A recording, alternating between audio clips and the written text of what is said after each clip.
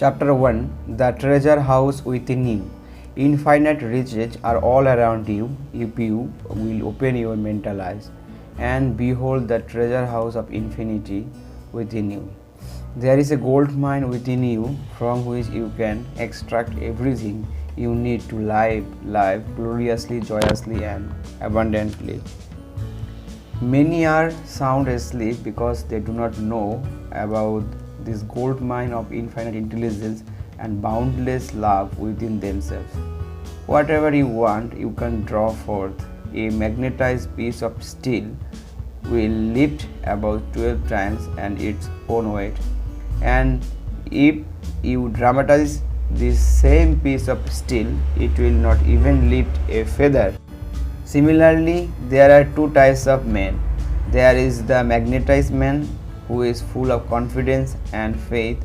He knows that he is born to win and aim to succeed. Then there is a type of man who is demagnetized. He is full of fears and doubts. Opportunities comes, he says, I might fail, I might lose my money, and people will laugh at me. And this type of man will not get very far in life, because if he is afraid to go forward, he will simply stay where he is. Become a magnetized man and discover the master secret of the age. The master secret of the ages. What, in your opinion, is the master secret of the ages? The secret of atomic energy, thermonuclear energy, the nuclear bomb, and interplanetary travel? No, not any of this. Then what is the master secret? Where can one find it, and how can it be contacted and brought into action? The answer is extraordinarily simple. This secret is marvelous, miracle, and working power found in your own subconscious mind. The last place the most people would seek it. The marvelous power of your subconscious. You can bring into your life more power, more wealth, more health, more happiness, and more joy by learning to contact and release the hidden power of your subconscious mind. You need not acquire this power, you already possess it, but you want to learn how to use it. You want to understand it so that you can apply it in all departments of your life.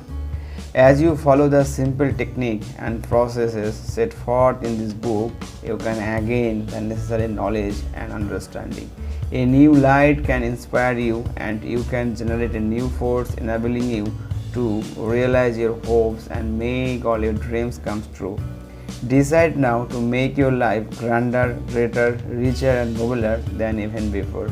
Within your subconscious depth lie infinite wisdom, infinite power, and infinite supply of all that is necessary, which is waiting for development and expression. Begin now to recognize these potentialities of your deeper mind, and they will take form in the world without. The infinite intelligence within your subconscious mind can reveal to you everything you need to know at every moment of time and point of space, provided you are open-minded and receptive. You can receive new thought and ideas, enabling you to bring forth new invention, make new discoveries, or write books and plays. Moreover, the infinite intelligence in your subconscious can impart to you wonderful kinds of knowledge of an original nature. It can reveal to you and open the way for perfect expression and true place in your life. Through the wisdom of your subconscious mind, you can attract the ideal companion as well as the right business associated partner. It can find the right buyer for your home and provide you with all the money you need and the financial freedom to do and to go as your heart desires. It is your right to discover this inner world of thought, feeling, and power of light, love, and beauty. Though invisible, its forces are mighty. Within your subconscious mind, you will find the solution for every problem and the cause for every effect. Because you can draw out the hidden powers, you come into actual possession of power and wisdom necessary to move forward in abundance, security, joy, and dominion. I have seen the power of subconscious lift people up out of crippled states, making them whole, vital, and strong once more, and free to go out into the world to experience happiness, health, and joyous expression. There is a miraculous healing power in your subconscious that can heal the troubled mind and broken heart. It can open the prison door of the mind and liberate you. It can free you from all kinds of material and physical bondage. Necessity of a working basis.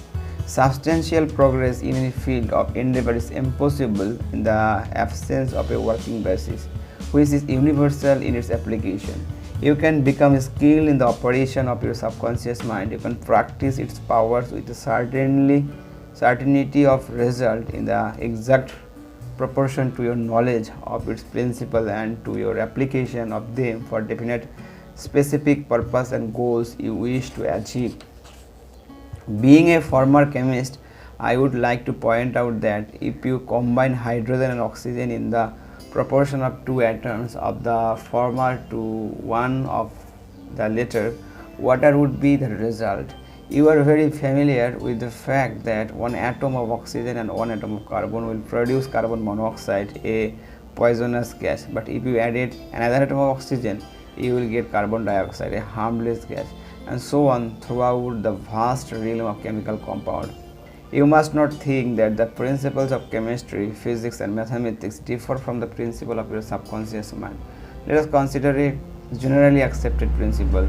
Water seeks its own level, and this is the universal principle and which is applicable to water everywhere. Consider another principle: matter expands when heated.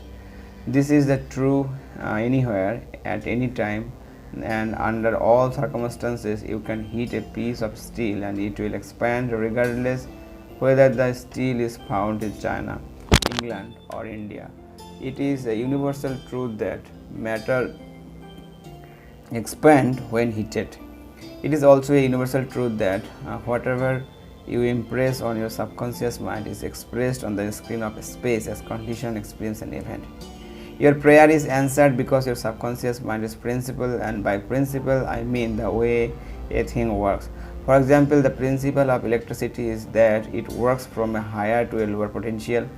You do not change the principle of electricity when you use it, but by cooperating with nature, you can bring forth marvelous inventions and discoveries, which bless humanity in countless ways. Your subconscious mind is principle and works according to the law of belief. You must know what belief is, why it works, and how it works. Your Bible says in simple, clear, and beautiful way, "Whosoever shall say unto this mountain, Be thou removed, and be thou cast into the sea, and shall not doubt in his heart, but shall believe that those things which he saith shall come to pass, and he shall have whatsoever he saith."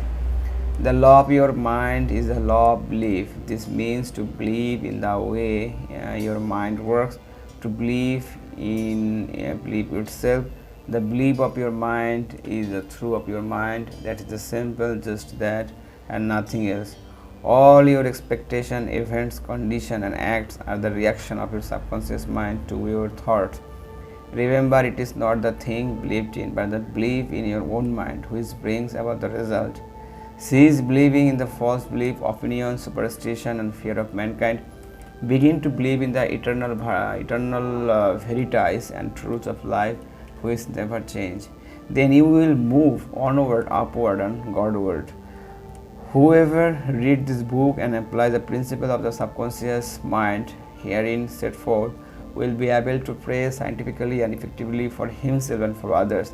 Your prayer is answered according to the universal law of action and reaction. Thought is incipient action, and the reaction is the response from your subconscious mind, which corresponds with the nature of your thought. Busy your mind with the concept of harmony, health, peace, goodwill, and wonders will happen in your life. The duality of mind. You have only one mind, but your mind possesses two distinctive characteristics. The line of demarcation between the two is well known to all thinking men and women today. The two functions of your mind are essentially unlike. Each is endowed with separate and distinct attributes and powers. The nomenclature generally used to distinguish the two functions of your mind is as follows: the objective and subjective mind, the conscious and subconscious mind, the waking and sleeping mind, the surface self and the deep self, the voluntary mind and the involuntary mind, the male and the female, and many other terms. You will find the term conscious and subconscious used to present the dual nature of your mind throughout this book. The conscious and subconscious mind. An excellent way to get acquainted with the two functions of your mind is to look upon your own mind as a garden. You are a gardener and you are planting seeds in your subconscious mind all day long based on your habitual thinking. As you sow in your subconscious mind, so shall you reap in your body and environment. Begin now to sow thoughts of peace, happiness, right action, goodwill and prosperity. Think quietly and with interest on these qualities and accept them fully in your conscious reasoning mind. Continuing to plant these wonderful seeds in the garden of your mind, and you will reap a glorious harvest. Your subconscious mind may be likened to the soil, which will grow all kinds of seeds, good or bad. Do men gather grapes of thorns or figs of thistles? Every thought is therefore a cause, and every condition an effect. For this reason, it is essential that you take the change of your thoughts so as to bring forth only desirable condition. When your mind thinks correctly, when you understand the truth, when the thoughts deposited in your subconscious mind are constructive, harmonious and peaceful, the magic working power of your subconscious will respond and bring about harmonious condition, agreeable surroundings and the best of everything. When you begin to control your thought process, you can apply the power of your subconscious to any problem or difficulty. In other words, you will actually be consciously cooperating with the infinite power and omnipotent law which governs all things. Look around you, whatever you live, and you will notice that the vast majority of mankind lives in the world without. The more enlightened men are intensely interested in the world within. Remember, it is the world within, namely your thought, feeling, imagery, that makes your world without it is. Therefore, the only creative power and everything which you find in your world of expression has been created by you in the inner world of mind, consciously or unconsciously. Knowledge of the interaction of your conscious and subconscious mind will enable you to transform your whole life. In order to change external condition, you must change the cause. Most men try to change condition and circumstances by working with condition and circumstances. To remove discord, confusion, lack and limitation, you must remove the cause, and the cause is the way you are using your subconscious mind. In other words, the way you are thinking and picturing in your mind. You are living in a fathomless sea of infinite riches. Your subconscious is very sensitive to your thought. Your thought from the mold or matrix through which the infinite intelligence, wisdom, vital forces and energies of your subconscious flow. The practical application of the laws of your mind as illustrated in each chapter of this book will cause you to experience abundance for poverty, wisdom for superstition and ignorance, peace for pain and joy for sadness, light for darkness, harmony for discord, faith and confidence for fear, and success for failure and freedom for the laws of avarice. Certainly, there can be no more wonderful blessing than this from a mental, emotional and material standpoint. Most of the great scientists, artists, poets, singers, writers and inventors have a deep understanding of the working of the conscious and subconscious mind. One time, Caruso, the great operatic tenor, was struck with stage fright. He said his throat was paralyzed due to a spasm caused by intense fear, and which constricted the muscle of his throat. Perspiration poured copiously down his face, and he was ashamed because in a few minutes he had to go out on the stage. Yet he was shaking with fear and trepidation. He said, "They will laugh at me, I cannot sing." Then he shouted in the presence of this behind the stage, "The little me wants to struggle, the big me within." He said to the little me, "Get out of here, the big me wants to sing through me." By the big me, he meant the limitless power and wisdom of his subconscious mind. And he began to shout, "Get out, get out, the big me is going to sing." His subconscious mind responded, releasing the vital forces within him. When the call came, he walked out of the stage and sang gloriously and majestically, enthralling the audiences. It is obvious to you now that Caruso must have understood the two levels of mind, the conscious or rational and the subconscious or irrational level. Your subconscious mind is reactive and responds to the nature of your thought. When your conscious mind is full of fear, worry and anxiety, the negative emotion engendered in your subconscious mind are released and flood the conscious mind with a sense of panic, foreboding and despair. When this happens, you can, like Caruso, speak affirmatively and with a deep sense of authority to the irrational emotion generated in your deeper mind as follows: "Be still, be quiet, I am in control and you must obey me. You are subject to my command, you cannot intrude where you do not belong." It is fascinating and intensely interesting to observe how you can speak authoritatively and with conviction to the irrational movement of your deeper self, bringing silence, harmony and peace of your mind. The subconscious is subject to the conscious mind, and that is why it is called subconscious or subjective. Outstanding differences and modes of operation. You will perceive the main difference by the following illustration. The conscious mind is like the navigator or captain at the bridge of a ship. He directs the ship and signals orders to the two men in the engine room, and who in turn control all the boilers, instrument, gauzes, etc. The men in the engine room do not know where they are going. They follow orders. They would go on the rocks if the man on the bridge shoot faulty or wrong instruction based on his findings with the compass, sextant or other instrument. The men in the engine room obey him because he is in charge and issue orders which are automatically obeyed. Members of the crew do not talk back to the captain, they simply carry out orders. The captain is the master of his ship and his decrees are carried out. Likewise, your conscious mind is the captain and master of your ship, which represent your body, environment and all your affairs. Your subconscious mind takes the order you give it based upon what your conscious mind believes and accepts as true. When you repeatedly say to people, "I cannot afford it," then your subconscious mind takes you at your word and sees to it that you will not be in a position to purchase what you want. As long as you persist in saying, "I cannot afford that car, that trip to Europe, that home, that fur coat or ermine wrap," you can rest assured that your subconscious mind will follow your orders and you will go through life experiencing the lack of all these things. Last Christmas, Evie, a beautiful young university student, looked at an attractive and rather expensive traveling bag in a store window.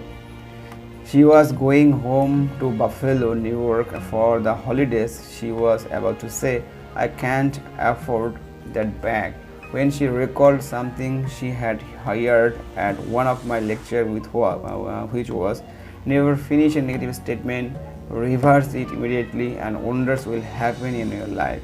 She said, "That bag is mine, it is for sale, I accept it mentally and my subconscious sees to it that I receive it." At 8 o'clock Christmas Eve, her fiancé presented her with a bag exactly the same as the one she had looked at and mentally identified herself with at 10 o'clock the same morning. She had filled her mind with the thought of expectancy and released the whole thing to her deeper mind, which has the know-how of accomplishment. This young girl, a student of University of Southern California, said to me, I didn't have the money to buy that bag, but now I know where to find money and all the things I need. There is the treasure house of eternity within me." Another simple illustration is this: when you say, "I don't like mushroom," and the occasion subsequently comes that you are served mushroom in sauces or salad. You will get indigestion because your subconscious mind says to you, the boss doesn't like mushroom. This is an amusing example of the outstanding differences and modes of operation of your conscious and subconscious mind. A woman may say, I woke up at 3 o'clock. If I drink coffee at night, whenever she drinks coffee, her subconscious mind noodles her as if to say, the boss wants you to stay awake tonight. Your subconscious mind works 24 hours a day and makes provision for your benefit, pouring all the fruit of your habitual thinking into your lap. How our subconscious responded. A woman wrote me a few months ago as follows: I am 75 years old and a widow with a grown family. I was living alone and on a pension. I heard your lecture on the power of subconscious mind, wherein you said the ideas could be conveyed to the subconscious mind by repetition, faith, and expectancy. I began to repeat frequently with feeling, I am wanted. I am happily married to a kind, loving, and spiritual minded man. I am secure. I kept on doing this many times a day for about 2 weeks, and one day at the corner drugstore, I was introduced to a retired pharmacist. I found him to be kind, understanding, and very religious. He was a perfect answer to my prayer. Within a week, he proposed to me, and now we are on our honeymoon in Europe. I know that the intelligence within my subconscious mind brought both of us together in divine order. This woman discovered that the treasure house was within her. Her prayer was felt as true in her heart, and her affirmation sank down by osmosis into her subconscious mind, which is the creative medium. The moment she succeeded in bringing about a subjective embodiment, her subconscious mind brought about the answer through the law of attraction. Her deeper mind, full of wisdom and intelligence, brought both of them together in divine order. Be sure that you think on this. Whatsoever things are true, whatsoever things are honest, and whatsoever things are just, whatsoever things are pure, and whatsoever things are lovely, and whatsoever things are of good report. If there be any virtue, and if there be any praise, think on these things.